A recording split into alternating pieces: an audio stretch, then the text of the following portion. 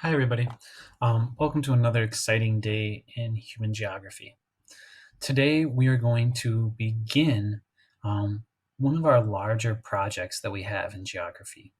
And you're going to have about a week to work on this. It won't be due for a while, but it is a lot of work. So you're going to want to make sure that you're putting in the time necessary to do a good job on this.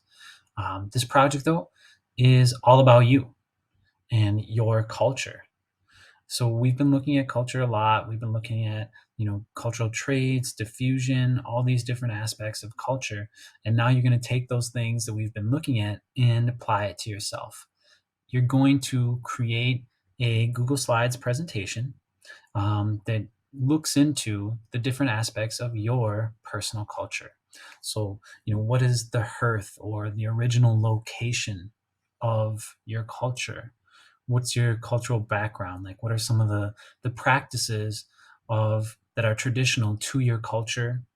Um, what is the clothing or the religion or food or some of the holidays that are traditionally associated with your culture? What aspects of your traditional culture have you and your family let go of? So, when you look at some of these traditional practices of your culture, they may be things that are new to you because your family doesn't really practice those things anymore.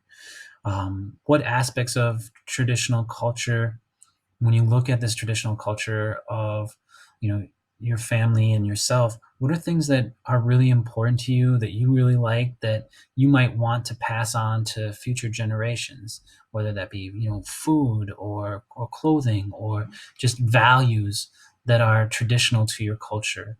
What aspects of your traditional culture might you let go of and say, hey, I understand that this is a traditional part of my culture, but it doesn't really fit me anymore. And maybe it's something that you don't want to pass on to future generations. You're also going to need to kind of talk about, how your culture has changed over time. And, things maybe, the clothing has changed, maybe the food has changed, maybe some of their values have changed.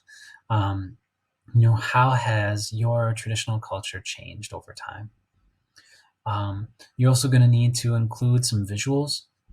This is probably going to be more like pictures of things, just to kind of highlight what you're talking about. If you're talking about, traditional clothing, what does that traditional clothing look like? Let's see a picture of it. If you're talking about traditional foods, let's see, what does that food look like? Just to really help visualize what your culture looks like. To help with this, you're probably going to need to interview a family member or a member of your cultural group that you're presenting. And to do this, we've kind of come up with some questions that might help you. You're going to need to ask at least 5 questions, but again, we've kind of brainstormed some for you. Um, if you're struggling to come up with some, so here you can kind of see a list of different questions. You don't need to ask all of them. Again, I would ask a minimum of 5, right? And we give you like 13 different ones to kind of choose from. You don't have to ask them all 13. You might want to.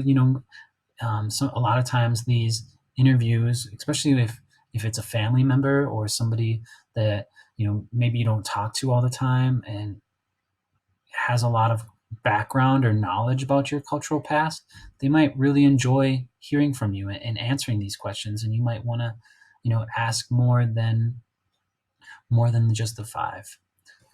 We also have a rubric kind of highlighting how you're going to earn points, uh, what types of things your presentation needs to have. Please look over this, especially as you get close to being done, to make sure that your presentation has everything that it needs and is up to the level that you want it to be. There's also examples of past student work. These examples aren't perfect, but they kind of give you an idea of what this should look like when you're all done.